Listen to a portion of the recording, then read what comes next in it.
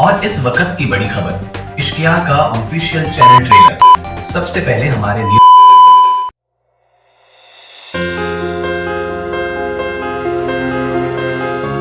कुछ कहानियां होती हैं जो सीधा दिल से निकलती हैं, और कुछ एहसास जो सुरों में घुलकर रूह तक जाते हैं। ये सिर्फ कंटेंट नहीं, ये है इश्किया। यहाँ मिलेगा आपको वो म्यूजिक जो आपके जज्बात को आवाज देगा, वो कहानियाँ जो आपकी अपनी सी लगेंगी, और वो मिनी शॉर्ट्स जिनमें छोटी सी बात में छुपा होगा गहरा सा सच। पर ये तो बस शुरुआत है। इश्किया लेकर आएगा हर बार कुछ नया, कुछ अनकही बातें, कुछ महसूस करते लम्हे।